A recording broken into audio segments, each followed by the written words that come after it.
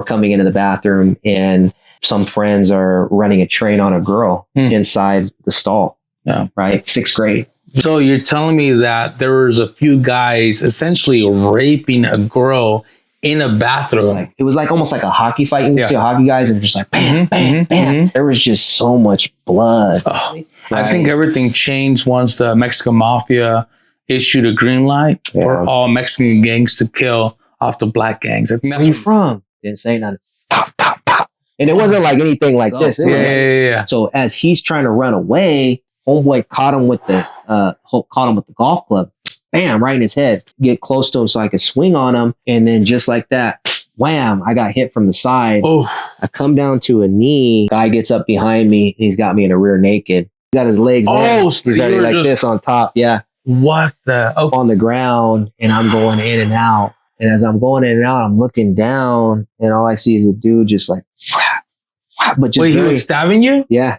Bro. Super precise though. He just... And so when he hit me the first time, my body jerked and I turned around while the guy was on me. Yeah. And then I felt something in the back of my leg. Oh. So he got me in the back of my leg. Dang. And I turned back around again and then he goes right back in the stomach again. So I could hear a girl screaming, "You're going to kill him. You're going to kill him." And it was in and out.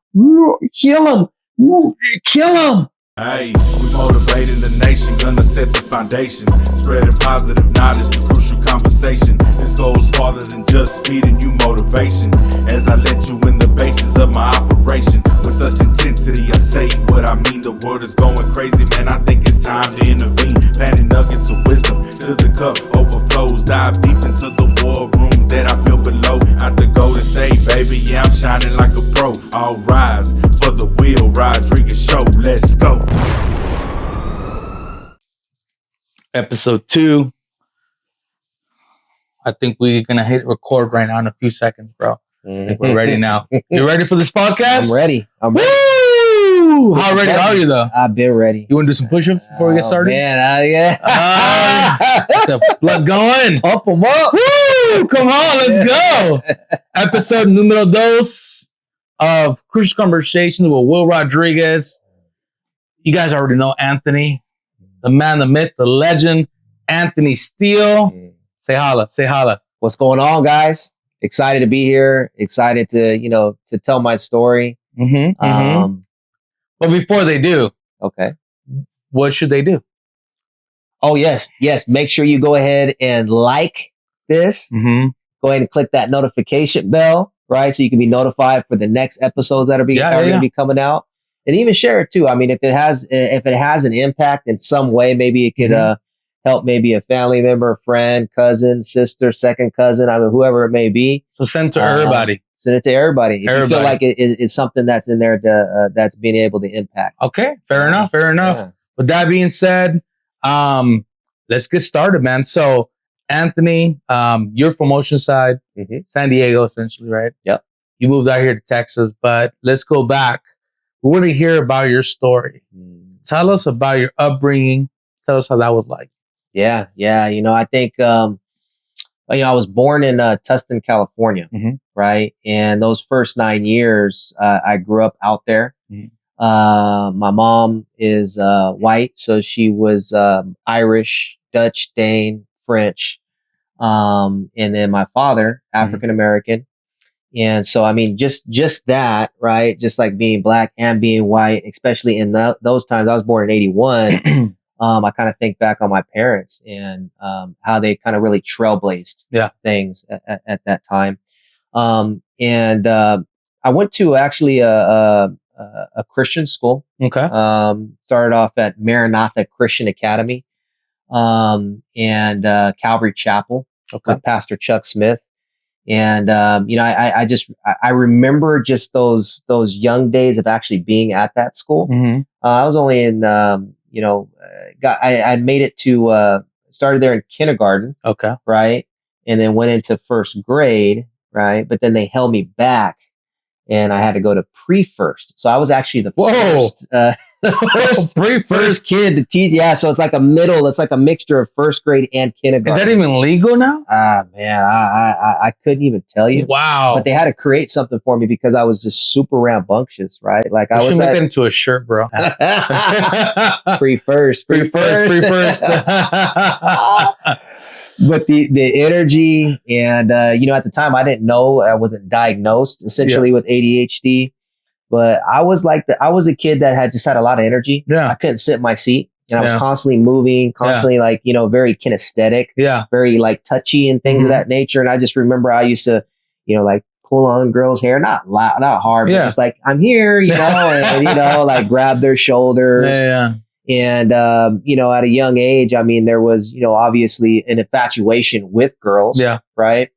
But then also too, I would get into fights, and so I find myself consistently in and out of, were you fighting because you like anger issues or you just wanted to have? I just wanted to have fun. But I just felt like I was more of an outcast essentially. Okay. And so kids didn't really know how to have fun with me too as well. Why is that? I think because of my energy. I was just super energetic, like, and you didn't know what I was going to do, how I was going to do it. And it wasn't anything where I was just trying to I wasn't trying to like cause friction or be mischievous. It was just more so like, hey, you know what? I wanted to, I guess, test everybody. Yeah. Essentially. And so, in and out of the principal's office, right? And then my family, actually, my mom had found out about this place called Oceanside. And kind of like this, I guess, this small kind of beach town, essentially. And they had found a little bit of real estate out there. And it was their first home that I think that they were going to buy, essentially. And the home was $70,000 right there off of Mission and Old Grove, where the 76 highway didn't have a 76 highway at that time. And so they ended up making the move. Yeah. And but we were still commuting back and forth, right? Oof. So when we moved to Oceanside, I remember just waking up around 6 o'clock, and then it would take about an hour to get back to Costa Mesa, hour and 15 minutes on the freeway. That's a long drive. And, my dad worked for the telephone company, and we would just drive down there. I would end up going to school, and then he would take me back home at the end of the day. And so, yeah, man, I think, that's kind of how it all kind of transpired from, that. But then what ended up happening is I ended up moving and going to another Christian school, right? Called Tri-City Christian School. Okay. Out in Vista. Got it. And, being like really like maybe there was one other person there. Her name was Tamika. Tamika was black, right? And, me being black and white, right? Like we were really the only kids of color at that school, right? And so, I mean, kids are kids, right?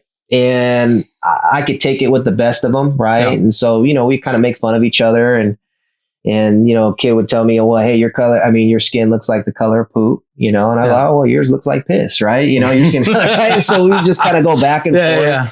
But I would, consistently, get in trouble there too as well. But I had friends that were there in my neighborhood, and they were going to all the local elementary schools, right? Got it. Local junior highs, right? Even some kids I, knew from high school, or knew that they were high schoolers going to the high schools. And I really love sports. Football was like a really, really, big thing for me. And, we would always play like inside in the green belt, right? And I was always like one of the top kids on the green belt. And we would start off early, Saturday morning. And I don't know if you remember, but the big bike back then was the Huffies. I remember those. And, we would start off early. So it would be like, 7 o'clock, 8 o'clock in the morning. I have all my buddies come over my house, and we would put like little cards on the spokes to make it sound like it was a motorcycle, right? And I have one buddy sitting on the top, and I would be, they would be sitting on the top of the handlebars, and we riding, and he'd just be like, just squeaking. And we had this huge green belt, and we used to go out there and we used to play football. There have a lot of other kids that would come from all different areas of, just kind of like the neighborhoods that we were at. And man, I mean, we would just have, it'd be fun, but we would just have battles, and I got this guy, we'd stand in lines and, you never wanted to get picked last, and, fortunately I had some games, so I would always get picked like one of the number one guys, you know, and I played running back, and weaving in and out, and we just having a solid time, a great time. And, play all the way from, 7 o'clock in the morning, all the way up until, nighttime. And then I hear my dad at the end of the day, he do that whistle. I knew it was time to come home. The street lights were on. And so, I mean, I just remember my childhood just being very active, very energetic. I think a major transition was when I actually was able to talk my parents out of getting me out of that school, right? The Christian school. Well, I mean, there's a lot of bullying in the Christian school. Yeah. It was supposed to be Christian. So why was that taking place? And was that issue not addressed? Oh, yeah. That's a great question. Yeah. I think it started to become addressed essentially, right? And my dad was always really, really good at addressing things.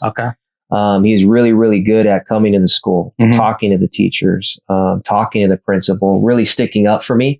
Essentially, I don't know how taboo it was to have ADD or ADHD at that time, but I felt like, maybe with that diagnosis around that time, like in the early 90s, teachers didn't really know how to handle that. Right. There wasn't really any IEPs, right? Where you would just kind of be taken out of class and go into another class where you can maybe focus longer, take a little bit more time on tests, right? Or kind of figure out, essentially who you are. And so, I think not having that, it turned into teachers really kind of questioning me, right? Kids questioning me, like, and I remember one of the teachers, I won't say her name, but I can almost remember it like it was yesterday. And she said, Anthony, she said, "Are you stupid?" Now, when I look back on it, what I see now was someone that was just simply overwhelmed, was at a point of just kind of like really no return. Right. I wasn't just the only kid, it was all the other kids too as well. But I was the one that actually was there. And it was like, "Are you stupid?" But at that moment, the way I felt, it was painful. My heart dropped. Kids were laughing. I really didn't know how to respond. I couldn't answer. I just kind of sat there. Did you make that part of your identity? I didn't feel like I was stupid, but I felt like I was like maybe behind a bit. Okay. Right. And I think that's kind of how really the school system, I think that was the only way that they could handle me. Yeah. Essentially. But I remember coming back home and, I was really distraught. My dad was like, "Well, what's going on? What's up? What's going on?" And, I told him, we were all in class and, there was, a lot of just kind of like hustle and bustle going on in class. And the teacher got upset at me and the teacher called me stupid. He said, "Oh, okay." So he came to school, the next day and, I never was called stupid again. In fact, that teacher was always nice to me after that. Right? Of course. I don't know what happened or what transpired. Just think about her pension at that point. That's right. I went there. Okay. All right. So how did that change into like your next chapter? I know there's a couple of things that changed because you brought up in a good home, in a Christian home, right? Yeah. So where did that change? When did that change? When did it change as far as when you're saying like as far as the Christian home? Everything kind of changed like into a different direction. Yeah, absolutely. Well, I was a latchkey kid. And a latchkey kid would be more described as, I mean, it's one of those kids, especially back in the times when, you know, when I was coming up, it was like you had this, maybe it was what would we say for shoes? Like it'd be shoelaces. You tie the shoelaces together and then you'd have your key right here, right? Because your parents, I mean, worked anywhere between 10, 12, 13-hour shifts. Right.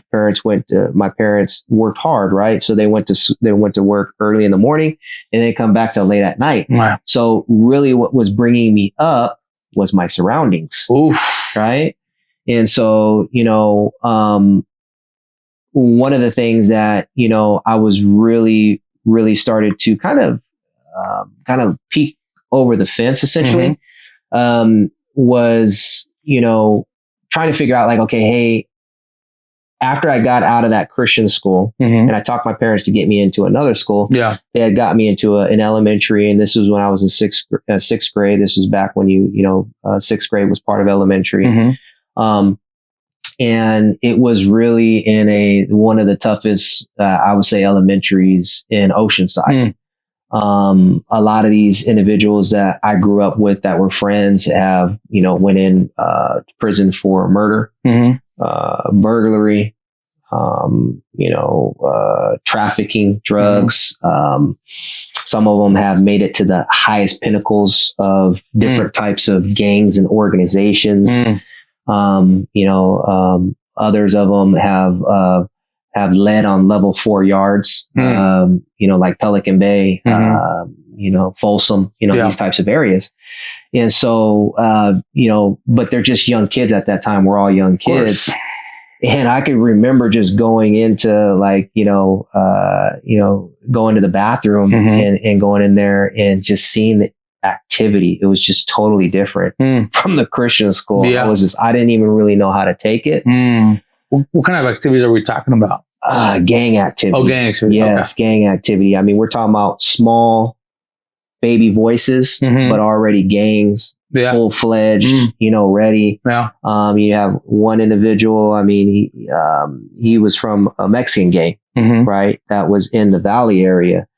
And, he's already grown all the way to a point where now, he's gotten status in the highest part of the Mexican gangs, right? And I won't go too much deeper into detail on that. But then also too, African Americans there, right? That were Crippin'. And then you had Samoans that were Bloods, Now, these kids weren't really like fighting with each other essentially. Now, sometimes you have fist fights that would break out and all those types of things, but it wasn't like they were mortal enemies. I mean, these kids were still spending the night at each other's houses. Yeah. They were still trying to figure things out. Still innocent to a degree. Still innocent to a degree. Yeah. But the backgrounds that these kids were coming from were very, very, very tough backgrounds, right? Where, dad wasn't there, perhaps. Mom wasn't there. They're living with grandma and grandpa. Or second generation, third generation. Or third generation. They've already seen, death. They've already seen the drugs. They've seen the alcohol. Yeah. They're already smoking. They're already drinking, these types of things. So I'm already seeing this stuff in the bathroom or coming into the bathroom and, some friends are running a train on a girl inside the stall. Yeah. Right. 6th grade, and you're just like, it's crazy. Oh. So you can't unsee certain things, especially at a young age. And so seeing those things and kind of taking them in, it was a lot. It was really a lot for me. So you're telling me that there was a few guys essentially raping a girl in a bathroom. That's what's happening? I think it was mutual, but it probably could have been rape. I mean, this was like a train. Wow. Yeah. Crazy. Yeah. So, but just it was just crazy, man, just I wasn't a part of that, but seeing it. Yeah, of course. And so that type of impression, that put upon me like, man, who am I going to really hang out with? Right. Like, especially going into the junior high, because the junior high there was a lot of a lot of sides being picked at the particular junior high that I had, you know, and you already had a war that was going on in the high school. So everything that was coming down from the high school was coming down to the actual junior high, you know? And so once I had gotten to that junior high, yes, I was still in sports. Yes, I was playing football. And, you know, a lot of these guys were also playing football with me too as well. Okay. And I was kind of going back to that, but I just remember like, you know, my first couple of weeks of like Pop Warner practice, this was like football. And it was interesting because I had came in there and I had never really worn pads or anything. And this is where I'm just kind of playing out on the sand lot, free of pads and all of that. And so I remember after one of the first practices, right, the coach, you know, had us basically stand up and tell us, you know, like what position we were going to play. And, you know, they had asked, you know, Ryan, and Ryan was like, yeah, I'm going to play I want to play quarterback and receiver. And then Demetrius, they had asked him, he's like, I want to play quarterback. And, you know, Sean, I'm going to play running back. And, you know, they were going down that list of guys and say, Anthony, what are you going to play? I was like, yeah, I'm going to play running back. And, you know, a couple of guys look back at me and they're like, who is this guy? You know what I'm saying? And I think they took it upon themselves because I was a new guy and a lot of these other kids were coming up through the actual ranks together, that they had created a nucleus and they had took it upon themselves to really take it out on me. And I just remember, man, putting the pads on, I felt all weird, like having the helmet on and I get all itchy. And then I put on the shoulder pads and they would be like clapping everywhere. And I could never really get comfortable. My pants, I could never, you know, my belt would always get loose and my pants would almost be falling out. I mean, I never really, I didn't know how to really get comfortable. And then when I get in there, I mean, I was getting hit every way but sideways. I mean, and I remember one day when we actually were coming home after practice and my dad, you know, blue collar worker, had an athletic background, really worked for everything that he earned. You know, he earned everything that he had done. Right.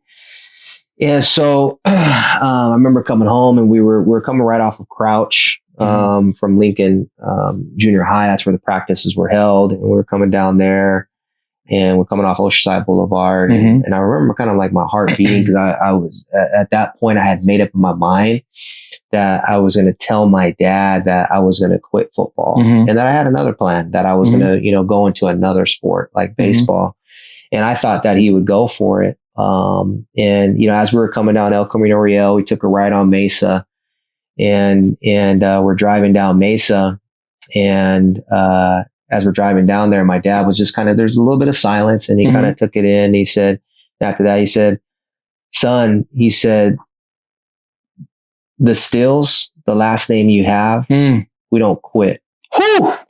Powerful. So, yeah. Wow. Yeah. And I remember that hit me. He said, what we're going to do is you're going to finish out this year. Yeah. And then you reassess. And if you don't want to play anymore, it's completely fine. So powerful. But you're going to finish out this year. Yeah.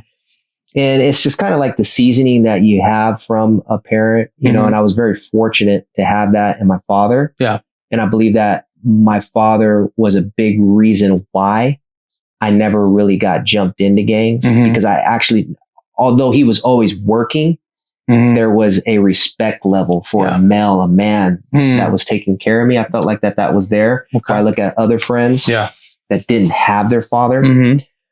Essentially, it was much more easier for them to get caught up into the stuff. And so, about the fifth or sixth game, I started to really kind of catch on. Yeah. The pads were starting to feel a little bit better. The helmet, I was able to like kind of tighten it up a little bit more. And, I got through that season, and hence to say, football ended up becoming a something that was of tremendous value for me, kind of coming up. That's awesome. That's awesome. Yeah. So that was that. Take me to around high school now, exiting high school. Like, how was that transition like, leaving high school? Okay, so just high school in general. And kind of towards the end of high school and then transition out of high school. Oh, man. Towards the end of high school, it was interesting because by that time, it was, Dickies, Chucks, Cortez, you know, white Pro Club shirt, you know, blue Dickies, you know what I mean? For us, it was the Levi's, the Dickies as well. 501s, yeah. And it was thick too as well, because when you like look over, like there was that at the high school, you had where the athletes kind of hung out, right? And the athletes kind of hung out under like this big tree. Yeah. And then right across from the athletes, you had they were called like the rebels. Yeah. Essentially, they dressed like greasers. And then across from there at the 200 building were the essays. And, you know, that's where you're seeing like, you know, Ben Davis, and they had the pants like all the way up to the stomach. I mean, they had the creases. These were the 80s, early 90s? These are like the late 90s. Late 90s. Okay. Late 90s. Got it. And, you know, they were turned up. And then you had the Samoans that were over by like the kind of like the lunch area, and you see like a sea of red there. Yeah. And then you'd have like the Crips kind of like off in the corner over there too as well. And then also too, man, I mean, you had the white boys as well that were turned up. Wow. You know, so there was it was like a kind of like a mixture of almost like a cocktail. Yeah. Right. That was definitely brewing. But, you know, kind of, you know, making that transition, you know, and kind of getting out of that latter part of high school. I mean, I had a 1.83 GPA, right? The only time I had my grades up was during football season. Once football season was done, my grades would just totally collapse. I really cheated my way essentially through high school. I can never really understand like why I needed to learn about, you know, the soil and dirt. Like I never, or like with earth science, right? For example, there's nothing against scientists or anything like that. But like, I was wondering like, what type of significance does this have for me when I'm out amongst life? Yeah. I've never had to bring up, you know, talking about like biology, or I never had to bring up talking about like, I thought the only class that really was of significance to me was like math, right? Because it was counting Makes money. Sense. Yeah. So like me sitting and really kind of like doing well in those classes, I just didn't see the value in it. Now when I look back, I saw a lot of value in the kids that probably felt the same way that I felt. Yeah. Still pulled off 3.0s, 4.0s, right? Like they were just going to make it happen. Essentially. But yeah, you know, it was definitely like, you know, really towing the line as far as like hanging around the gangs. Yeah. And, you know, playing the sport too as well. Yeah. So you're hanging around with the gangsters, right? Partying and everything. Yeah. But you also were playing sports, right? Correct. Man, that's a bad combination. Did you get into any trouble because of that? Oh yeah, man. I got into lots of trouble. I mean, we would always like, you know, on the weekends, we go to the, you know, store and we do beer runs and things of that nature. I remember, you know, one time, this was actually, it's a little bit after high school essentially, but there's another gang that was out there more towards the beach, essentially, an SA gang. And, there was a lot of friction in between them and then, a gang that I used to hang around a lot called West Side Crips. And so we, you know, we all were at the beach essentially. And, my buddy that now he's on about, he's on a 20-year stretch so far in prison. But he had gotten a fight with this kid, and we were at this is like two separate times at the beach, right? So we were right there off of Tyson Street in Tyson. If you know that, right, they got a park there. Right. We used to always kind of hang out in front of the park, and, you know, we'd be all, you know, dressed up Dickies and, you know, kind of like gang attire. And, it was like around, I don't know, it was like around 4 or 5 or 6 o'clock. And it was like 7 or 8 of our friends that were out there just kind of hanging out. And my buddy, this was about a couple of months earlier, he got jumped really bad at a party by this individual in the Valley area.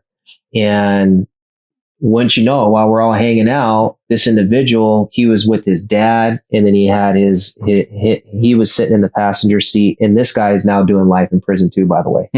And then you have his a friend, maybe another worker that was back there, and they were there at the end of their day, maybe doing construction or something like that. And he's driving by, and my buddy was like, "What's up?" And the dude was like, "Oh, what's up?" I was like, "Is he gonna really come back?" So there's a bathroom right there, and he tells his dad, "Go ahead and park." So they park right there in the handicap, and I'm just seeing all this thing happen. And he comes out, you know what I mean? And, he puts on like his gloves, kind of, the fighting gloves. The fighting gloves are there, like football gloves, right? Everybody had them, though. They call them riders. The riders, right? And he put them on. My buddy's just sitting there, right? And they come up and they start kind of like, bantering back and forth. And my buddy acts like he, is like, "Oh, no, it ain't nothing." And then he goes, bam, cracks him. And the dude, it's just like he really was knocked out on his feet. Wow. And my buddy, just for like a split second, he felt good about it, right? But he didn't really kind of go in for the kill. So he kind of did a half kick. And he tried to kick him in his face. And it was kind of like it was kicked him like up here and then down on the chest. And it was enough for him to stand back up. And then they just started trading blows. Bam, bam, bam. So I'm just sitting there. I'm like, man, should I jump him? I'm like, all these things are coming in my mind.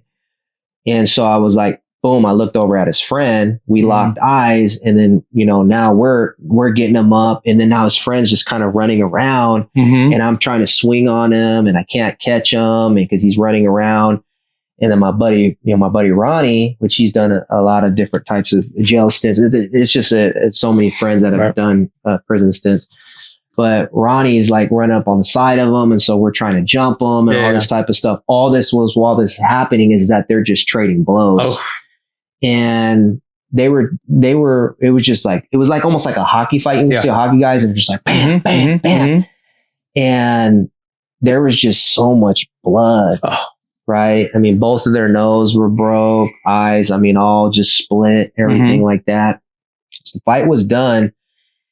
And that dude that, he's doing life now, essentially. I mean, he definitely was a Braveheart, right? Because came in the bathroom and he's like cleaning himself up and I'm in the bathroom there too with him. It's funny how that all kind of transpired, right? And I was talking amongst them and I said, "Yeah, I'll see you again." He's like, "Yeah, I can't wait.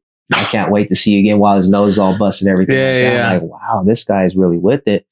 So the next time I see him, I see him on the 4th of July. And the 4th of July in Oceanside Beach, when we used to have it down on the beach. Back in the days. It was turned up. It was turned. That's like where all the gangs would come down and there would be scraps. If you're from Oceanside or San Diego, remember when it was popping in Oceanside, leave a comment. You got to share with another Osider, right? Osider, no side, right? Put it in the comment, man. And I mean, there's like stabbing. I mean, I remember a buddy he got stabbed there really, really bad. People, other buddies getting jumped. And, I was with it's kind of hanging out with everybody, kind of running to everybody. And it just started off really, really early. And some of my friends, white friends, they were called the suicidals back in the day, right? And, they start off early and then, they get as many fights as they could on the strip. And they would always try to find people that were like not from the city and just be like, "Hey, what's up?" And get busy. not even, just get busy. And my buddy, Dean's at the time, he's really down, man. And really, now when I see him, I mean, just really, really good man, hard worker, loves his family. That's awesome. But man, I'll tell you what, man, back in the day, I mean, he was really turned up. And I remember seeing him. And he was like, "Hey, Still, what's going on, man?" I was like, "What's up, bro?" I was like, "Man, you got blood all over your shirt. What's going on?" He's like, "Yeah, I'm on my third fight of the day, man." Third fight? Oh my God, what's going on with these guys, man? And, it was just really interesting. And so it was like, I remember seeing that same individual, right? But now it was like later on in the day, and he was hanging out with a gang.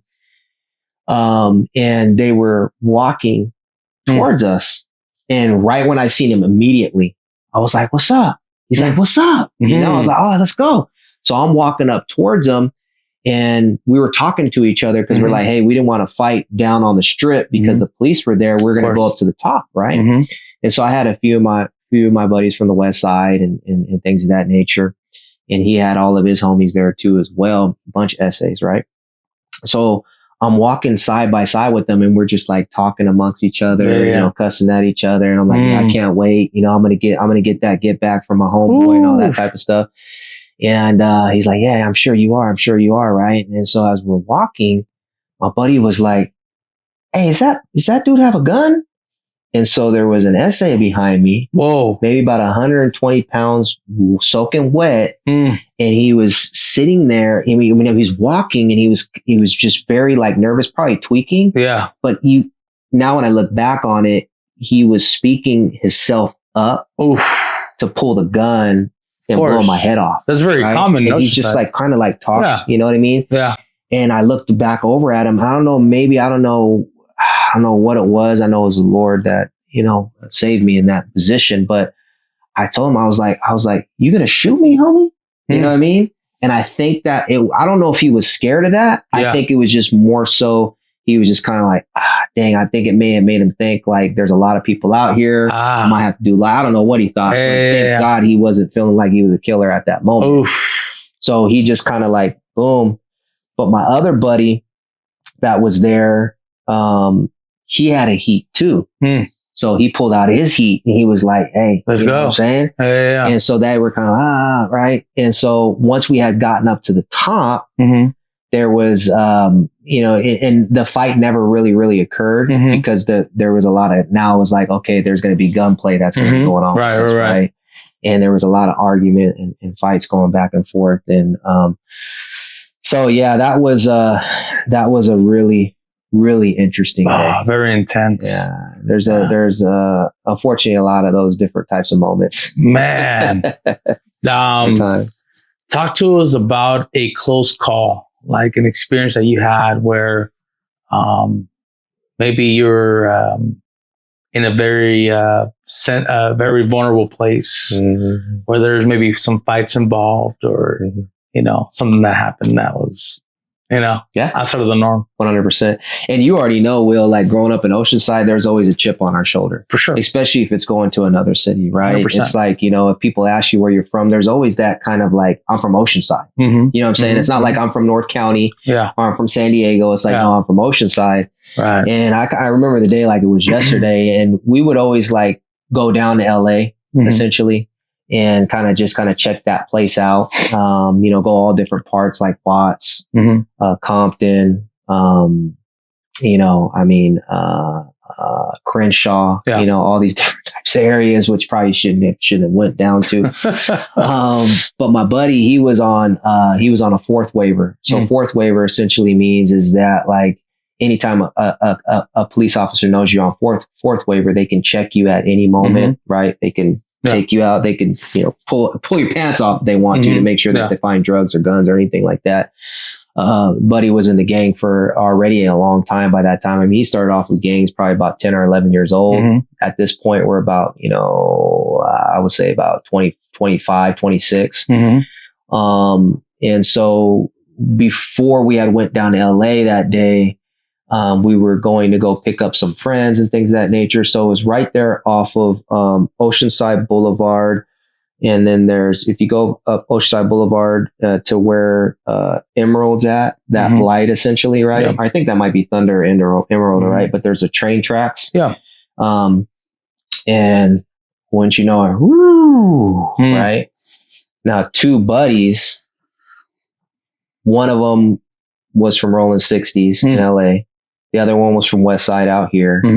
They both have heat, right? And we're like, oh my gosh. And this is already just early in the day. And I'm already kind of a little intoxicated too as well, because I love to drink. And police are coming up. My heart's just like, now I'm not worried that I'm going to be taking it, but I'm more worried about my friend. I'm like, hey man, like just got out. Yeah. Just, you know, picked him up, you know, I was just catching up and all this type of stuff, childhood friend. So the police come, but my other buddy, I don't know, maybe if it was a rookie cop, I don't know what it was. Maybe he didn't read the, you know, reports or whatever, the fourth waiver or whatever. But my other buddy that was driving was very versed in the law. And so he knew like he had already made up in his mind, like, you cannot check my car, but very, very calm, very cool, very collective, super smart. Right. And so as he was, you know, speaking to him, you know, the cop was just kind of like, so the cop did take us all out of the car, but we had no idea they had put, you know, another way of saying the cuete, right? They had put it under the seat, wherever they had put it, right? And so, the friend that was in the front, I mean, he was a fourth waiver. He's actually in prison right now too, as well. But then the other one that's in the back, he was implicated on murder, to later on. Right. And he just gotten out. I think he's done. He did close to about 20 years for that. But they, for whatever reason, they let us all back in the car. We all went back down. And so we went to LA. And once we had gotten to LA, I was already drunk. I was drinking E&J, drinking vodka, you know, on the car ride there. I had it in a water bottle. And I was just feeling great. You know, feeling good, nice and warm and everything.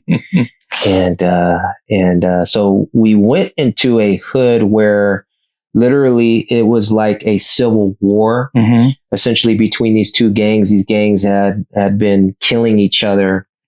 Was it black on black? Black on black. SA? Okay. Black on black. Yeah. And it's called the Rolling 60s and the 8 Trade Gangsters. And they've had like this, I don't know, this inner civil war turmoil for years. And, you know, you murder one, we'll murder 5 of you, right? Very common. And it's like train tracks that kind of like, it's just nuts, right? Yeah.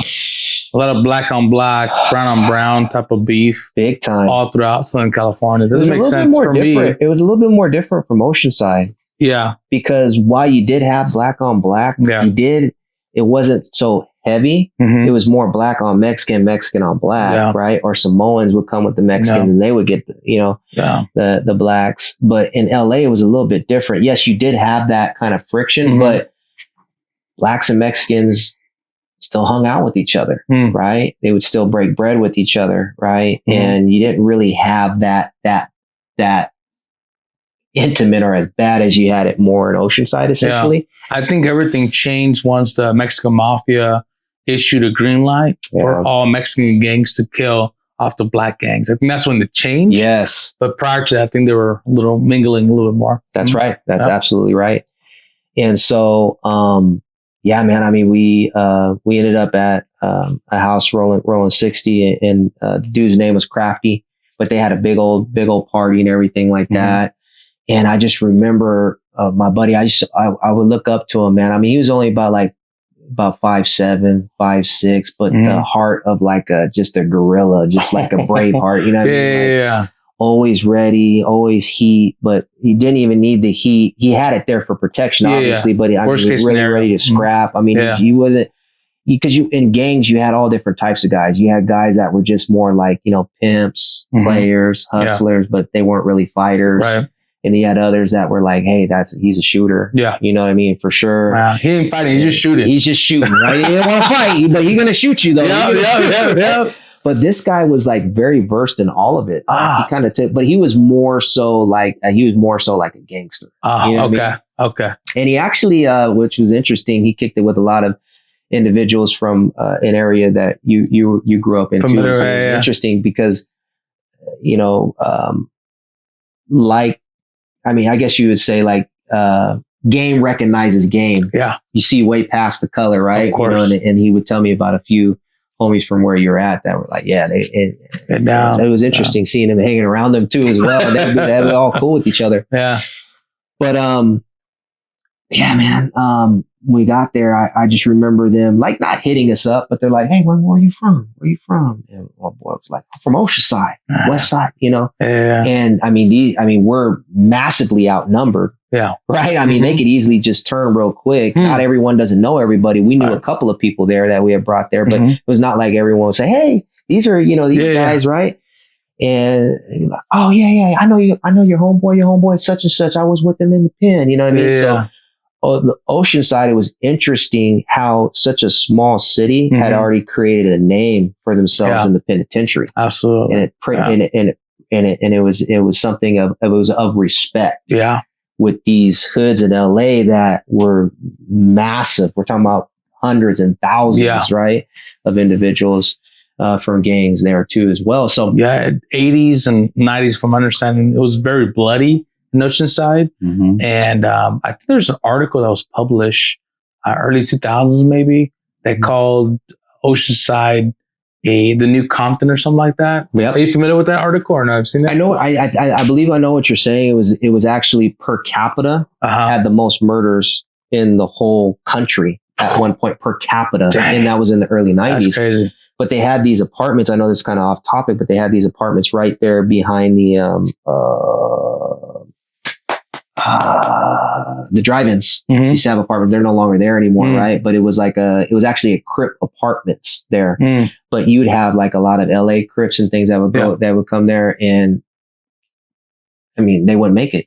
They would smoke them, right? Just to make it just to have people understand, like, you're not going to come here, strong arm us, tell us what we need to do. Yeah. And I think, I mean, LA is obviously, it's so huge, and they've spread all across the country as far as gangs. We talk about the blacks, the essays, right? I mean, you got essays in Oklahoma, but it started off with 18th Street in LA, Baldwin Park. I mean, it's crazy, right? You got Crips rolling 90s, rolling 60s, and they're out in Arkansas. You know what I'm saying? But I think that they were attempting to do that maybe in Oceanside. I don't know all the details and depth, but Oceanside was like, nah, we're doing our own thing here.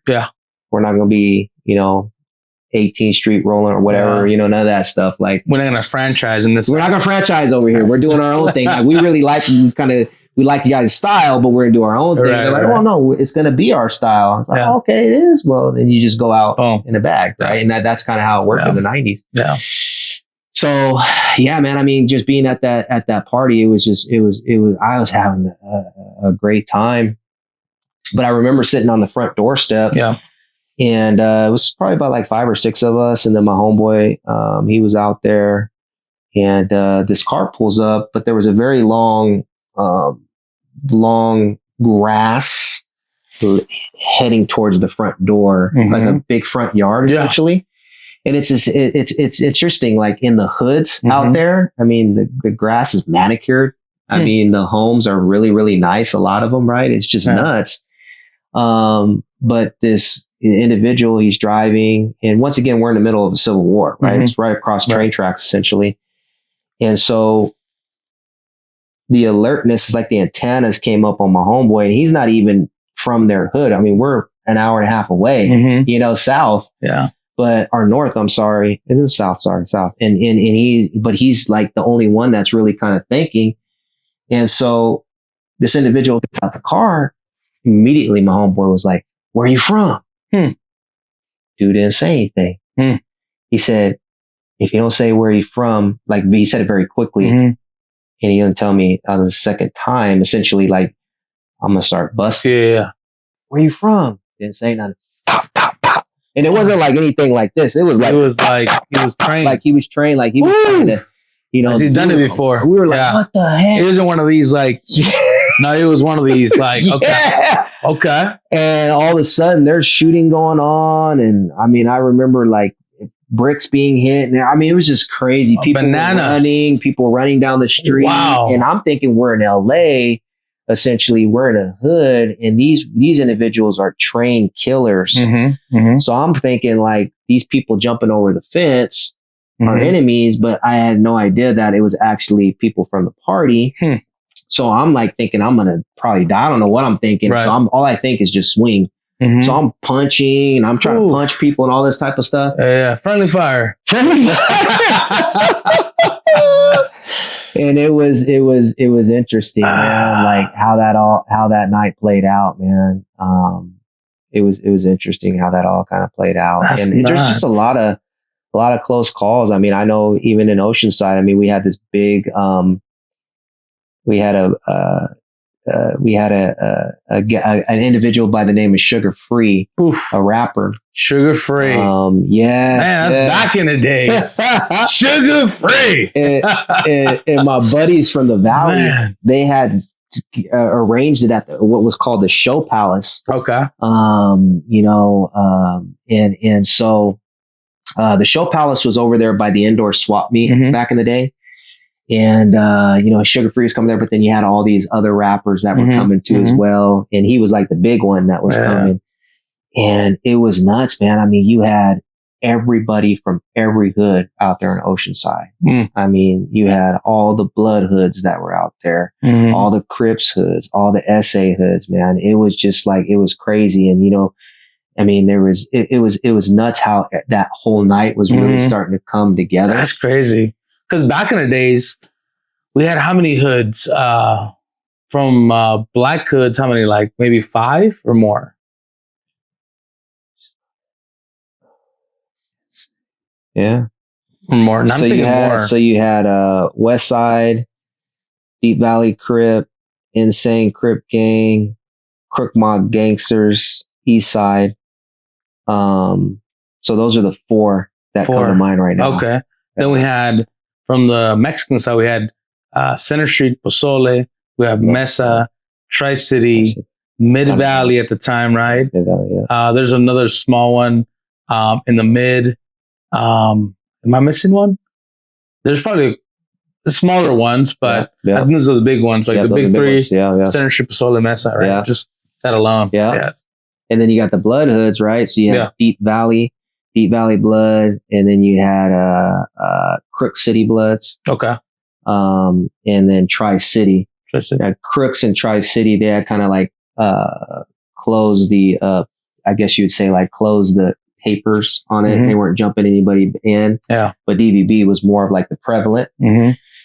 But yeah, man, I mean, you talk about every gang in Oceanside that you could think of was there, man. And the Valley was the one that brought that all together. And they were the ones that were like, manning it. So they were security. They were doing all that inside of there. It was crazy. But then you had other individuals that were coming from LA. So you had like Blood hoods that were coming from LA. Yeah. And so it was already not a good mix.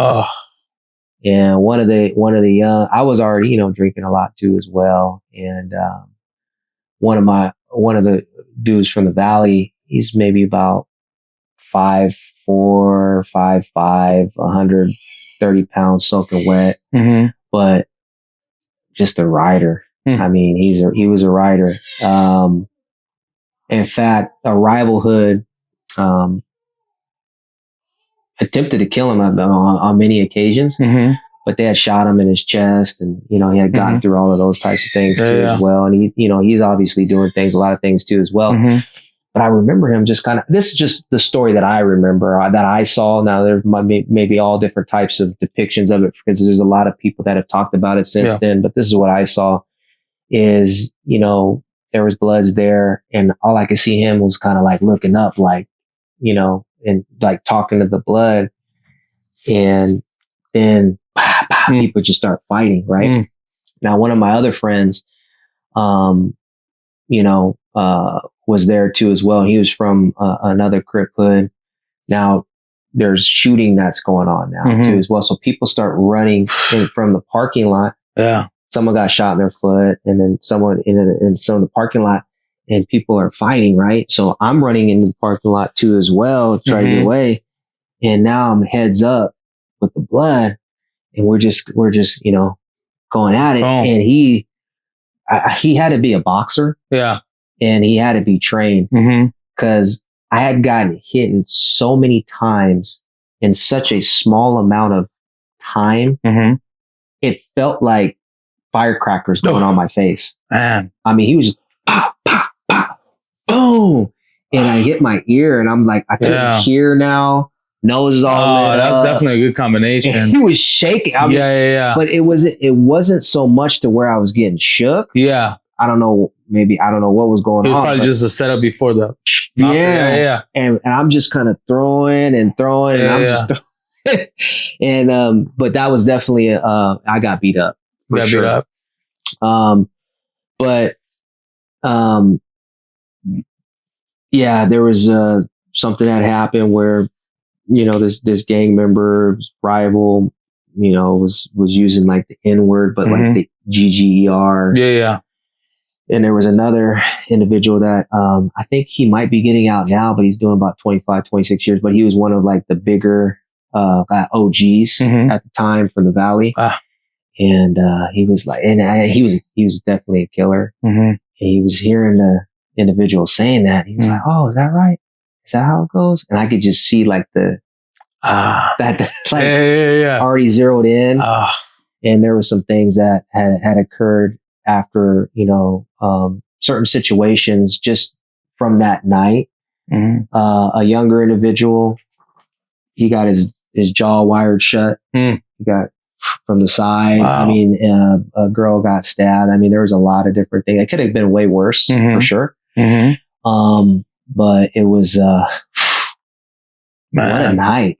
Wow. What a night. That's crazy, huh? And then I had so much blood on my shirt, right? I had blood. It was a white Pro Club shirt, right? Yeah. So it was blood, and I was leaking, and it was one an OG. He's an OG now, but he's from Crook City. But he's like, "Dang, blood." He's like, "Man, what's going on?" He's like, "Hey, still, here's my shirt, blood. Here's my shirt." He gave me his shirt. I'm like, "Oh, thanks, man." He's like, "Yeah, just use your other shirt. Keep it on your nose, man. Keep your nose tight, man. You leak it." I was like, "Oh, thanks, man." That's funny. Yeah. You know, I'm wearing this red and blue. So I'm a blood cuz. There we go.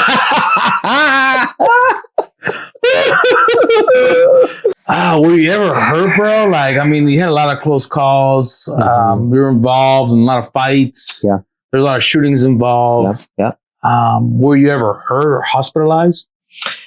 Yeah. I mean, actually, on an occasion where we were in Las Vegas, right? Las Vegas. And we moved there, me and the wife. And I had my young son at the time, Isaiah, and I don't think we had Alexis yet. Actually, we may have just had Alexis. Yeah, we had Alexis too as well. And it was just another night of drinking, and we're just having a good time. I was hanging out with my buddy from Oceanside that had moved there too as well. I had a job with them in construction at the time. And then we had another individual that was an SA from Poway, from the hood out there. You know, I was like, "Man, I want to go to the strip." Yeah. You know what I mean? And they're like, "Man, still just do it. Let's hang out." I'm like, "Let's go to the strip, man. Let's go hang out." And I didn't like gambling or anything like that, but I just like seeing the people and the energy and all that type of stuff. And so they were like, I finally talked them into it, right? So I didn't talk my homeboy from Oceanside there. He was like, "Nah, I'm gonna stay home." But I had the individual from Poway. He was like, "Yeah, let's go. So we go in the car, we're driving. And on our way to the strip, this car rolls up on the side of us. And it was fun. It was interesting because we didn't do anything to them. We didn't cut them off. We didn't do anything. And it was this girl and a guy. Now the girl was just driving, but the guy was just out there and he was just cussing. Right. And they were close enough to where he was cussing. He's like, "You mother," and I'm like, just put the window up. I'm like, I'm not even deal with this innocent bystander. And he must have thought we were someone else. And we both stop at the light, and all of a sudden something hits the windshield. Well, he had thrown a glass bottle and it cracked the windshield. I had blacked out at that point. I'm like, follow him. Right? Yeah. So the dude that I was with, he was driving, and he's, started following him in my green. It was a 96 Jeep Cherokee, and it had some pretty good get up. So we're following him, and this guy's taking us through alleys. He's taking us through all these different places. Little did I know he was taking us, because he was from that area, through different areas, so we wouldn't be able to kind of really see or understand or know where we were at. Maybe he was very smart, right? And then we can make a call, So somehow we end up at this a lot of the different types of like strip malls or grocery stores, they'll have like poker bars there in Vegas, essentially. So when I got there, I just got out of the car and I started looking at my surroundings. I look up and I see the palms, but we're not like right by the palms because, you know, these hotels are huge, but I could just see the palms there. So it might have been maybe a mile away or something like that. Just wanted to understand where my surroundings were at. I get out the car, homeboy's, you know, he's, you know, still yelling and all that type of stuff. He's behind as he opens up the car door, he has something here, but I can't see behind, you know, through the car door, obviously. So I'm like, oh man, he might have a gun. Essentially, we were probably about like 15, 20 feet away from him. So he had a gun. We could maybe get back in the car. The other guy that was with me, he was still in the driver's seat, essentially. But then as he comes out, I see it's a golf club. I'm like, oh, okay, I'm cool with the golf club. Yeah. Well, I don't know what I was thinking, right? Like, I think I'm Bruce Lee. I kick golf. It doesn't matter about that, right? Yeah, it's fine. So he comes out and he's just like, somehow now we're like really close and he's swinging it and I can kind of hear it. And I'm just kind of like, it's almost like, you know, remember the double Dutch back in the day? So you kind of find your way in there and he's swinging it. And I'm just kind of like doing one of these numbers. And then he kind of steps back and I'm just sitting there bracing and he whistles. Oh no, he did that. Bro, not the whistle. 4 or 5 dudes come out of the bar. One of them security. So I'm thinking like, I'm still wondering what's going on. It's weird, right? I'm still wondering what's going on. I know it's something not right, but I see security. This guy's golfing. He's trying to bring me up. What's happening here? Tiger Woods type of guy. So now it's starting to really dawn on me like they're going to jump us, but it's only like 5 of them, right? Plus him. Yeah. And it's us too. So there might be some sort of chance essentially, right? But the dude that's from Poway, nothing against Poway, but yeah, I don't know. But anyways, he comes out. You're going to bash him right now. I know. Poway's a great area, right? And but we love this area. Shout out to Poway. Shout out to Poway's beautiful. I love it. But the individual that I was with, I don't know, man. He got out the car. I was like, hey, man, we got to do it. And he just was like, it's like he almost saw like a ghost. And that's where I knew like he wasn't with it. He wasn't a rider. He wasn't a rider. I'm like, oh, man. But I'm like, hey, this is Oceanside. Okay. Let's go. Right? Yeah. So as he's trying to run away, homeboy caught him with the golf club. Bam, right in his head. All I seen is him hit the ground like that. And I roll up on the dude and I'm trying to get close to him so I could swing on him. And then just like that, wham, I got hit from the side. I come down to a knee. And when I got hit in my jaw, it was so crisp to where it was, I felt like it was lights out for a moment. Okay. So I remember hitting my knee on the street and then all of a sudden, guy gets up behind me and he's got me in a rear naked. He's already got the hooks in. What do you mean hooks? So he's got his he legs. does jiu-jitsu. Yeah, so he's got his legs. So he's already like this on top. Yeah. What the? Okay. And now I'm on the ground and I'm going in and out. And as I'm going in and out, I'm looking down and all I see is a dude just like, but just he was stabbing you? Yeah. Bro. Super precise though. He just, and so when he hit me the first time, my body jerked and I turned around while the guy was on me. Yeah. And then I felt something in the back of my leg. So he got me in the back of my leg. And I turned back around again. And then he goes right back in the stomach again. So I'm sitting there and I'm thinking as I'm getting choked, blood's coming down everywhere. I got hit in the nose with the golf club, hit in the ear. And I'm sitting there and I'm like, I'm going to die. This is my last night. Wow. But it was weird. It was a peace. Now it wasn't a peace from the Lord. It was a peace from the enemy. That was going to take me under to hell. But I almost felt like because I was so carnal for so many years, I almost felt like this is the way that it needs to have happen. Yeah. You're not thinking about your kids. You're not thinking about your wife. Not at all. Nothing. And the reason why I wasn't thinking about them because I was so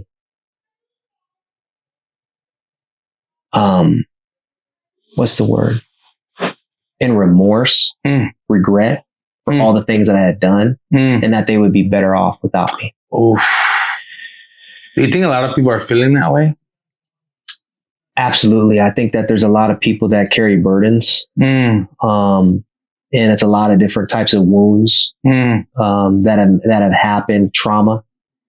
And so they're at a point where they're just saying, hey, you know what? Like, there's no reason for me to be here. There's no more worth, essentially. If I go right now. Like, people are thinking my family's going to be better off if I'm gone. Yeah, I believe that 100%. Wow, there's a lot of that's what people are thinking. Wow. And so having that feeling and kind of being in that thought process, that mindset, man, it was tough. But as I was going in and out of consciousness, because here I am getting choked, getting stabbed, getting beat with the golf club, the body is just pretty much saying, hey, I don't want to take this anymore. I'm shut down, right? I could hear a girl screaming, you're going to kill him. You're going to kill him. And it was in and out. Kill him. Kill him. And literally the dude let go. Someone must have called the cops. And that she saved my life, essentially. That girl, and it was the same girl that was driving that car. But I just remember, you know, in the aftermath, after everything was done, right? Like that same dude that I was with, it was almost like it was a reflex of kind of growing up. And here's the thing. I never was from a gang, essentially, right? But I was taught a lot by gang members, what to do, what to say, how to do things. And so it was just a reflex to go, I don't know, officer. I don't know what happened. I don't know what? I got stabbed. Blood all over my trip. Yeah. Because it's like, hey, we're going to come back and we're going to get these individuals, you know? It's thought process. But this other guy, I mean, I could already tell, man, I mean, he would have been a witness at the stand. Oh, you know for sure. I mean? So it's kind of like, I told him, hey, man, hey, just don't even worry about it. Don't even say anything. I'll go ahead and talk. Okay. So yeah, police came. They tried to take me in. I don't know, not take me into jail, but they were trying to take me in the trauma unit, right? They're like, hey, you're literally bleeding. My shirt was soaked with blood, right? I mean, it was dripping, it was soaking. I'm like, nah, I'm good. Good.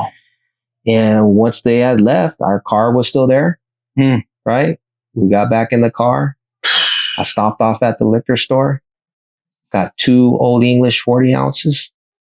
And the cashier looked at me. He was like, hey, I'm going to call. I need to call paramedic. I was like, nah. Whoa. Don't even call. I'm good. And he was like, okay. And you still give him the money, right? So you were stabbed multiple times. Yeah. Somebody's grabbing you in the chokehold. Yet, right after, you went to a liquor store and started drinking. What the? The logic. And then I wake up because I guess what ended up happening, I got dropped off at my apartment and Nicole wasn't living with me at the time. Nicole had left because she was, you know, tired of just the craziness, right? So she had moved back to Oceanside. But it was a childhood friend essentially, had came over to the house. And I could hear her and she's like, I think he's dead. And I bled out pretty much a lot of it out on the couch. And then that's where I went to the trauma unit after that. You survived? Survived, yeah. I think I'm still here.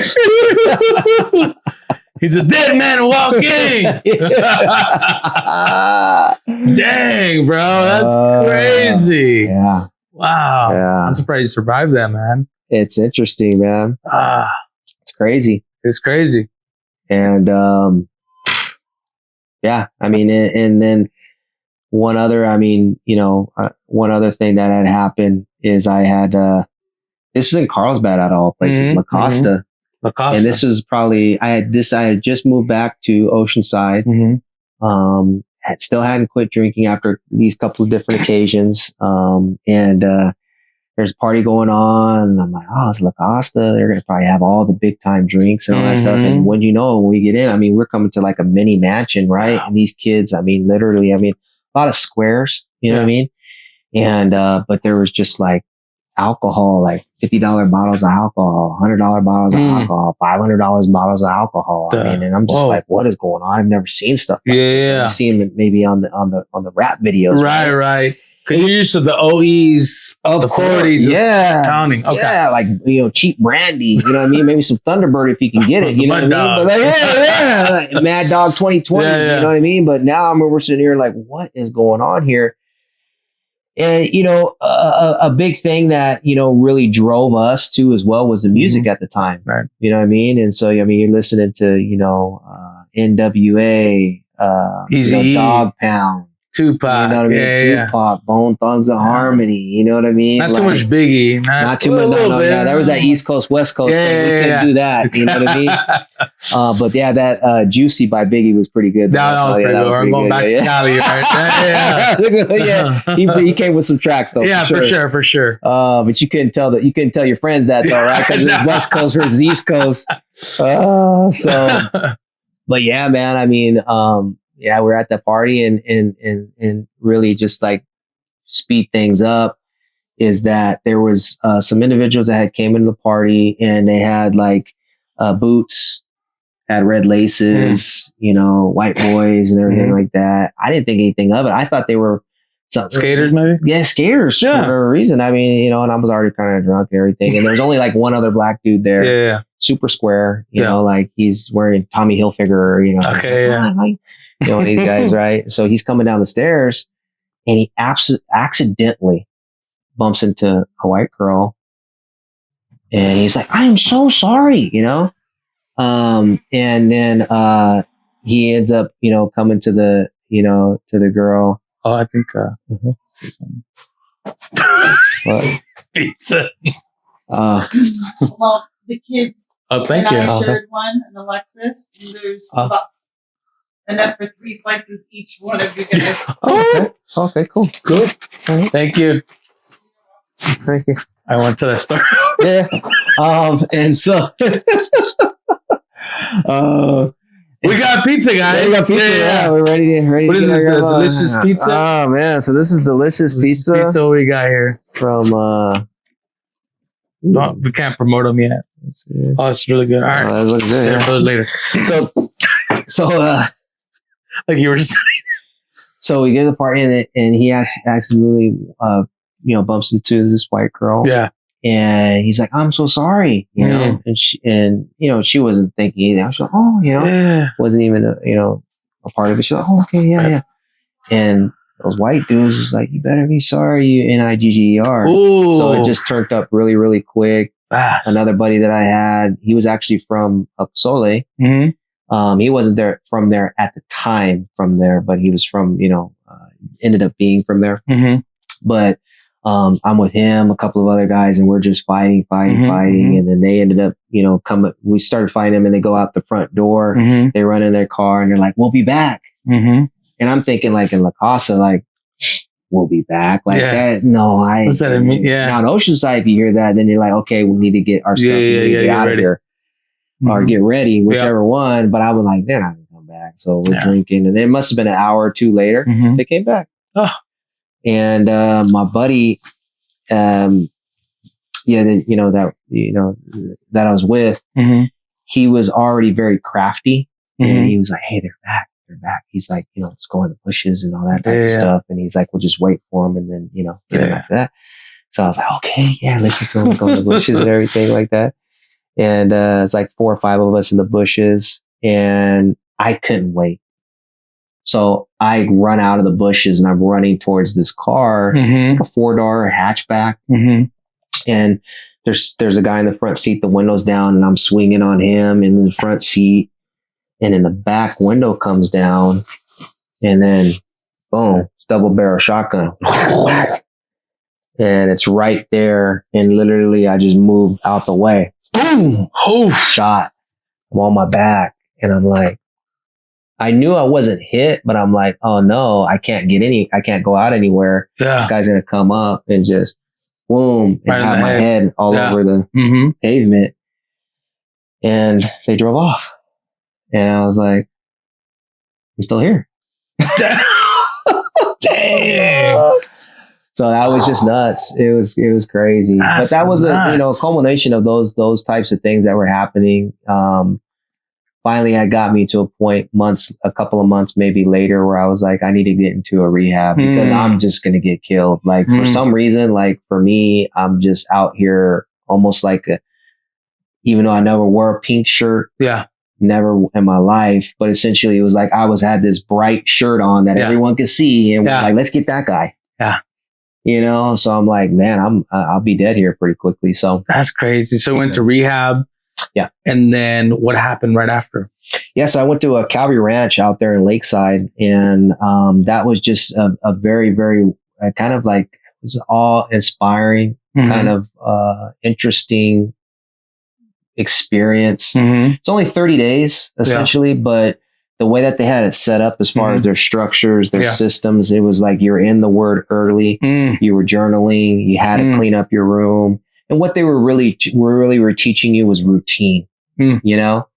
And you had to journal. There was a certain scriptures that you were reading.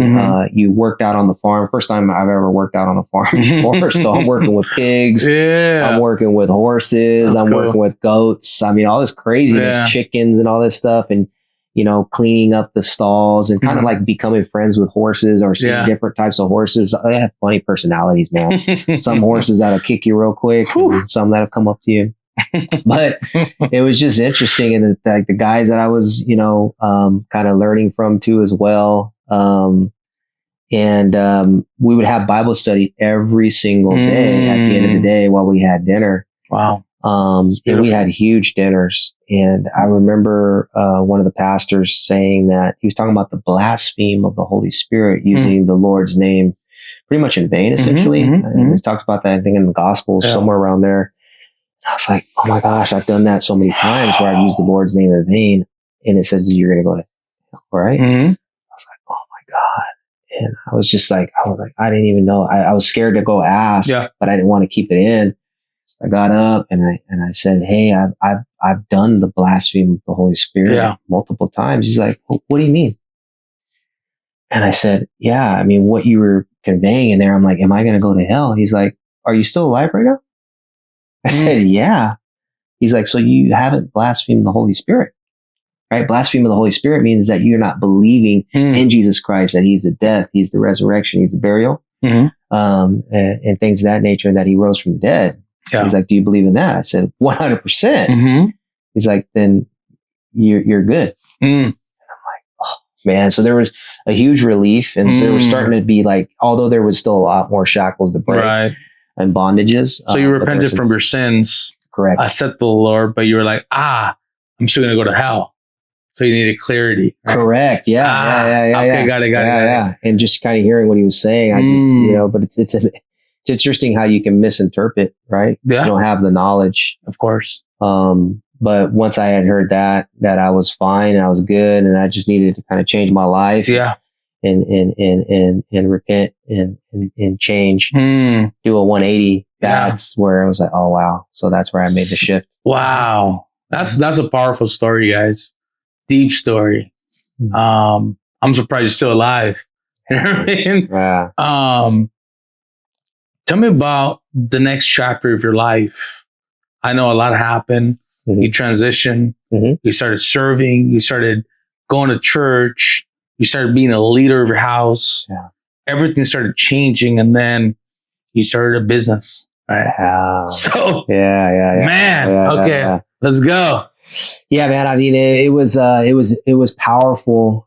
Because I had, actually when I came back to the Lord, I ended up working for a church, New Venture Christian Fellowship at the time. Yeah. And it was just a mega church in our city.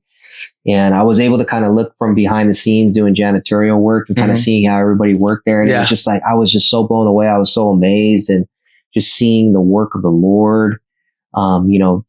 One day, cleaning toilets, but in the same day, they would all get us in the van and say, hey, we need to pray for these individuals. They're high on drugs. We're going to go out there. We're going to evangelize. We're going to do these. I'm like, what is going on here?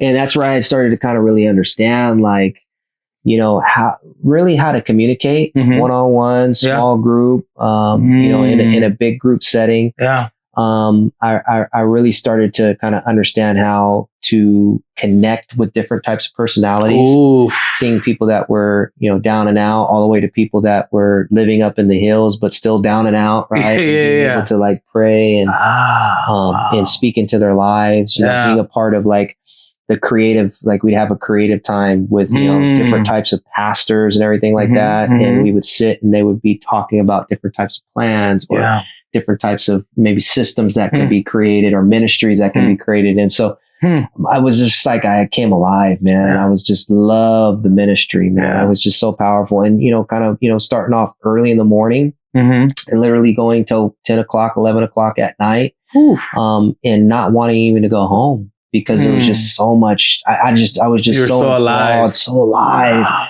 It was such a great experience, and just a huge learning curve too as well.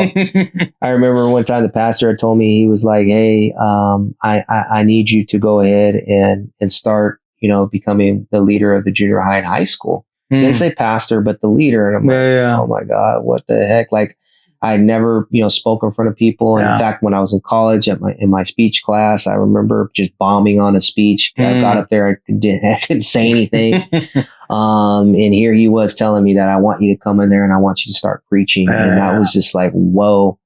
And I remember the night before that I did my first preaching. I was so scared, man. I was so scared. I was just praying, Lord, praying. That's crazy. You weren't scared of being out there fighting, being stabbed, but you were scared of preaching.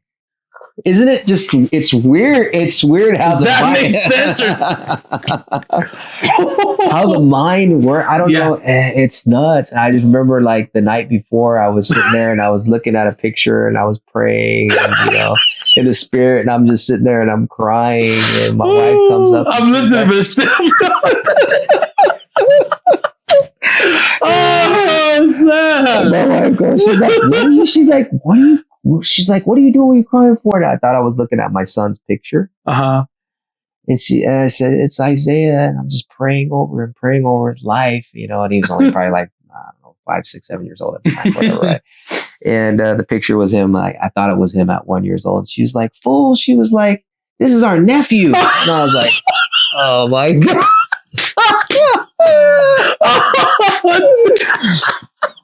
Oh man.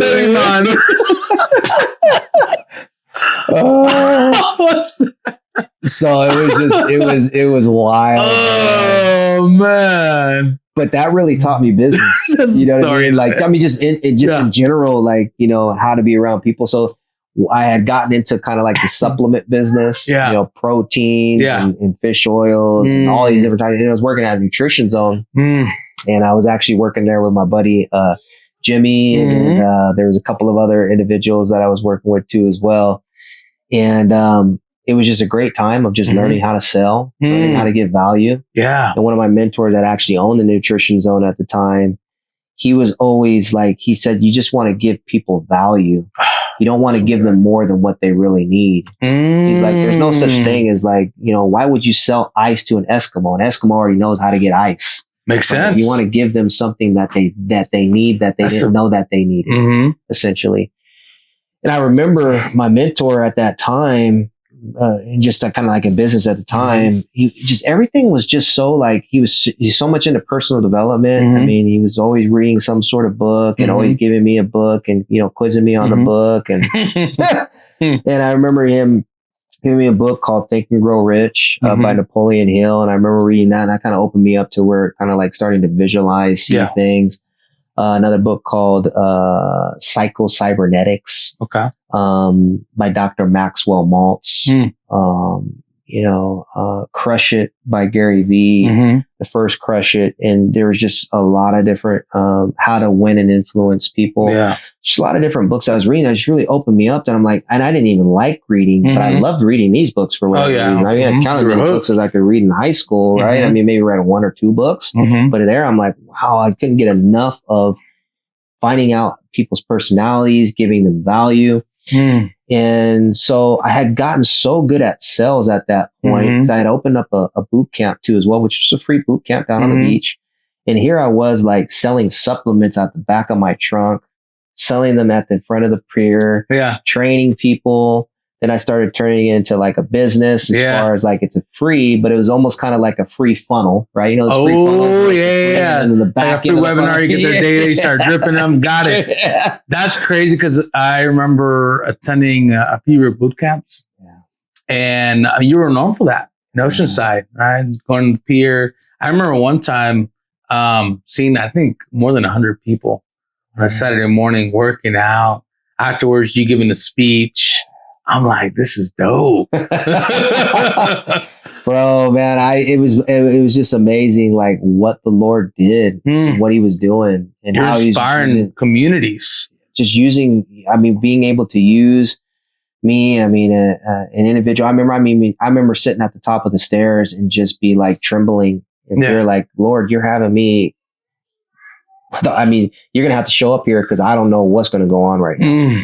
You know, and I come and sure enough, it would be, something for them to, I guess, come back the next week, right? It just got bigger and it got bigger and it got bigger. Man. But yeah, that's the business. I think mentors are so important. They're so critical because you can tell them things, that dreams that you have, right? That they can facilitate and actually say, hey, yeah, you could do this and you could even do more. Yeah. Whereas maybe the nucleus or the group of people that I was around before, I would tell them and be like, you're a weirdo. Like, why would you even think that? No, you just need to go get a 9 to 5. Yeah. What's wrong with a 9 to 5, essentially?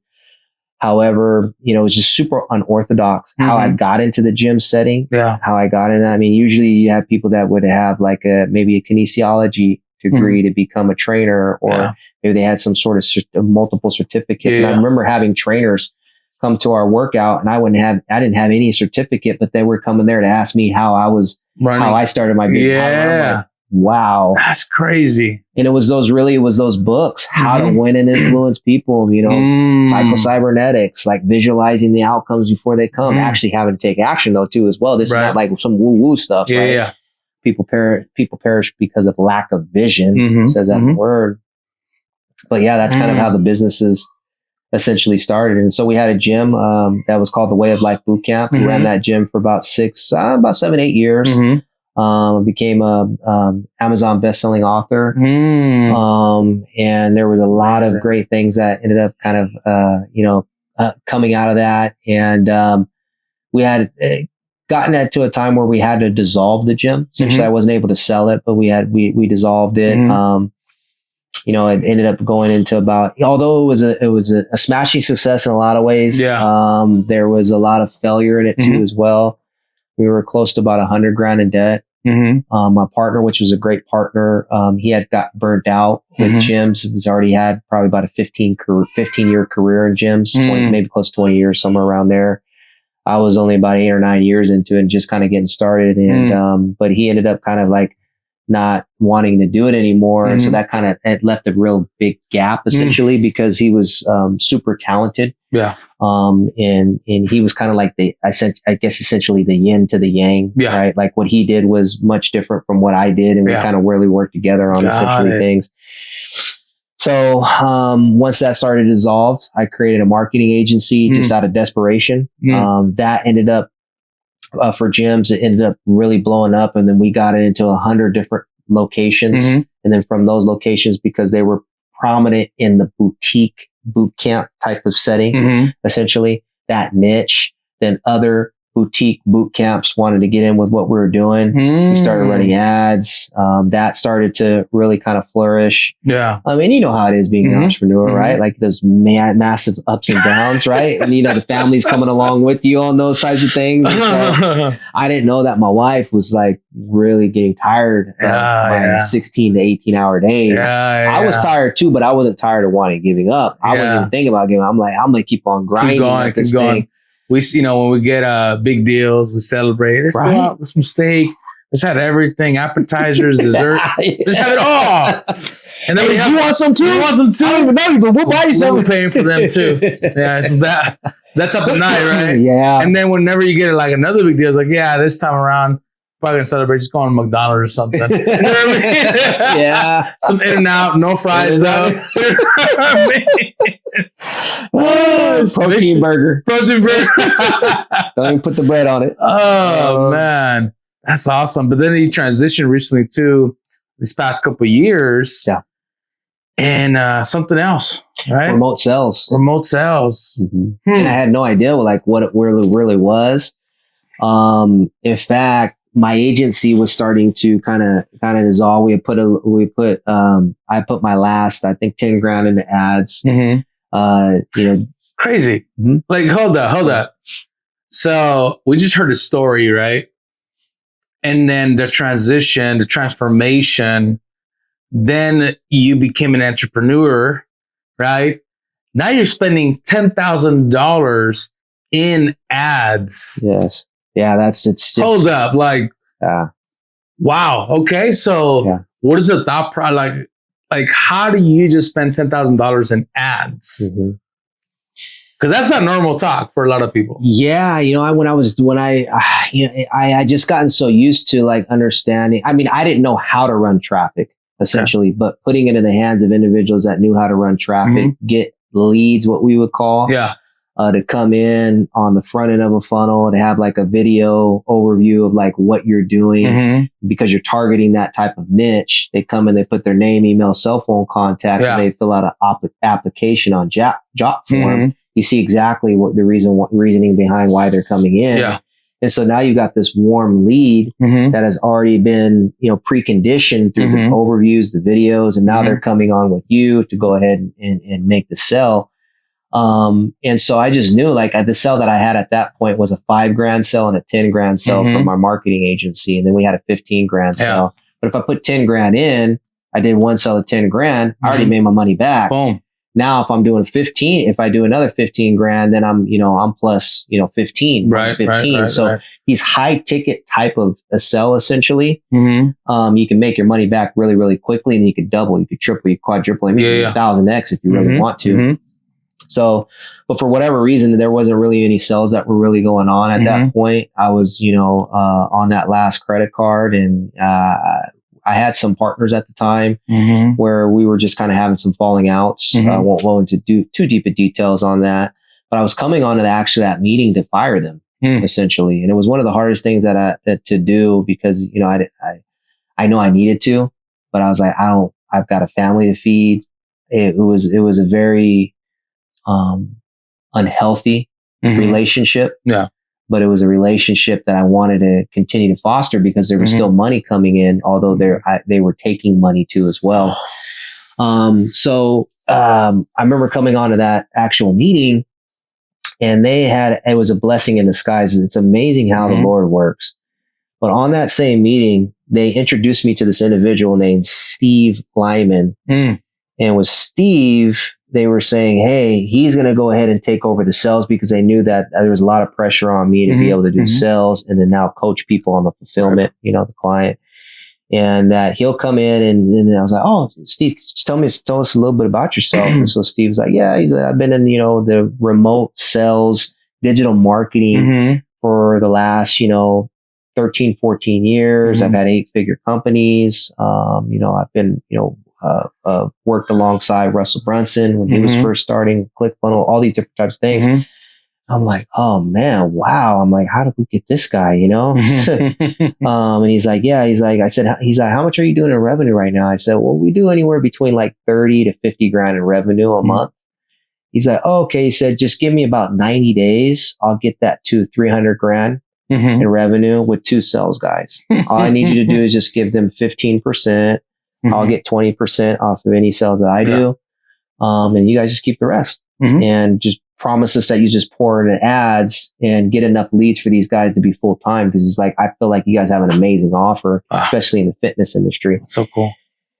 Oh, it's like, and I came off of that and it was just like a breath of new life. So here I was coming into a meeting to dissolve everything once again, but yet I got a breath of new life. Yeah. So second win. And that's kind of how it is with entrepreneurship. Yeah. It's just nuts. Like, right when you think you might want to throw in the towel, it's like something pops up. And like, let's go. So I'm just fired up now, almost feeling like I could do a backflip. But, you know. Can you do better? I know. And the company, man, I mean, it still ended up going down. Now, Steve already had like multiple files because he was, you know, had his own business. He was managing a ton of different types of files, had, you know, hundreds of kind of sales guys and sales gals under him on a lot of different files. And he had no idea that we had totally slowed down, right? Yeah. Because he's just focused on other files. So he came up to me and he, out of nowhere, he's like, hey, man, he's like, I already know you could sell. He's like, I got an e-commerce file that, you know, I would like for you to kind of look into if you like to do a part-time. You get 15% of the commission. I was like, oh, 15%. I was like, so how much is the sell? He's like, oh yeah, so you got a $5,000 and a $10,000. I'm like, 15% of 10,000. That's 1,500 off of one call. I'm like going nuts. I'm like trying to put the numbers together. I'm like, because a lot of the money that I was doing in my business was super elusive because there was a lot of people that were paying out. By the time I got the money, it was really nothing. Right. Yeah. I'm like, wow. Okay. So I could do like 5, 6, 7 sales and I can already pretty much take home more than what I'm getting out of the revenue from my actual business. And so I mean, I wasn't ever really essentially good at math. I'm getting better. Yeah. But I'm like, oh, that's all I need to know. And I was like, so what's e-commerce? And he just gives me like the video sales letter. Yeah. He says, study it for the weekend. And then we'll put you on the phones on Monday. I'm like, okay, like that. bet. And it was interesting because I put a lot of pressure on myself. But once I just kind of started looking at it, I didn't even know what e-commerce was, but I just started looking at it as more or less like, I'm just coaching these people. That's it. Yeah. And so I got on the call, did my script, I start coaching the people, and then all of a sudden. Yeah, by coaching, you mean like you're guiding them, you are, in a sense, guiding them to be better, to do better. You're obviously making that connection. You're pushing them. You're being a friend, a coach. Walk me through that. Coaching them past their fears, right? Because I think the biggest fear is for anybody is investing in their self. Right. But people buy houses, cars, all kinds of stuff. But what do you mean by investing in themselves? Is that different? Yeah, it is different. It's different in the sense of like investing in your own skill set, because you can only go as far in life as the development that's inside of you, right? Personal development. Yeah. But the skills are not tangible. Like you buy a car, it's tangible, right? Yeah. But skills are not. That's right. So I think a lot of people get stuck with that because they're like, okay, I could buy something. Yeah. I can invest in the stock market, buy real estate, right? This is a tangible asset. Preach. But a skill, it's not. Yeah. But the ROI just depends on several factors. Yeah. I'm assuming, right? Yeah. Are you leveraging the skill? Do you have the right system in place? Are you working for the right company? Tell me more about that. Let's unpack that a little bit more. Preach. Yeah, man. I mean, yeah, absolutely. I mean, it's exactly what you're conveying as far as like that skill, because it's not something that you can absolutely touch, but what it's building up inside of you is what is able to now give you the opportunity to do things that you never thought you could do. It pulls things out of you, right? Like, so if you get better at communication, right? Or if you get better at sales, you get better at marketing. So when you invest yourself in these types of areas, right? Marketing, sales, I mean, this takes you to a whole another level, right? Got it. So this is different than getting a 4-year degree. Oh, yeah. Right? Yeah, it's completely different. Yeah. This is where you can, 5X, 10X. I mean, I remember having one time having more money come in a month than what I had made in a whole year prior.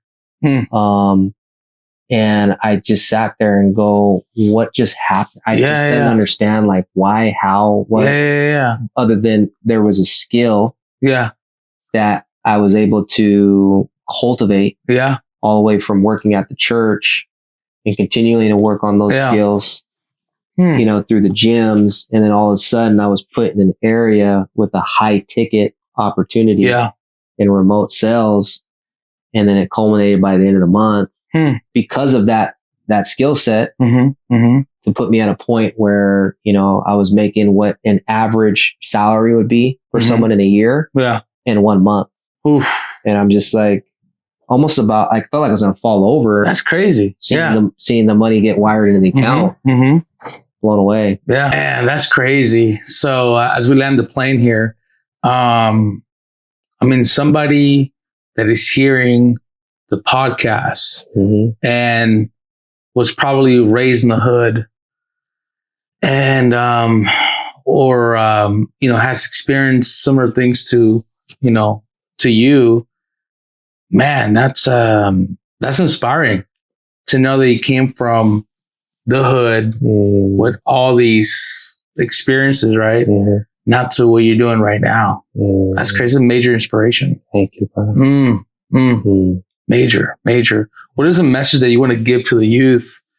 And, maybe something that you could share with them to motivate them to get them to maybe be better, do better. Yeah, man, I want to, really let them know that like all the people, the places, the things that they're in right now, these are all things that are a part of them and their skills that are being created inside of them. Right. And these types of situations and circumstances that they're going through, it's not going to return void. Right. What I would tell them though too, as well, is that an important thing to really learn in life is that you can either learn by yourself actually doing, or you can learn from what others have done as well. Powerful. Right. And I think it's important to go out and go do things, but things that you already understand that are going to hurt you, like there's no reason why I should be alive right now. God spared me. Jesus spared me. And so essentially that's the reason why I'm here and able to speak and do that now. But for you, like, watching this, if you're going through those same situations and putting yourself in those same situations, you might not make it till tomorrow and it'll be done, you know? So what I would ask is that you would just learn from me, right? And learn from, the things that, were the wrong things. And just, simply, take actions and things that are going to fulfill you, and put you in a place where you're going to be able to really, flourish. Wow. That's awesome. It's amazing, bro. Boy, bro, thank you so much for coming on. Thank you, brother. This is great, man. We're going to have you again very soon. Go time. With that being said, like, share, subscribe, all that. We're going to have you back pretty soon. I'm excited. And again, thank you so much for sharing. Remember, keep fighting the good fight. Stay in prayer. Stay dangerous. Till next time, we're out. Hit that notification bell. That Rodriguez show. Yeah, that Rodriguez show. Yeah.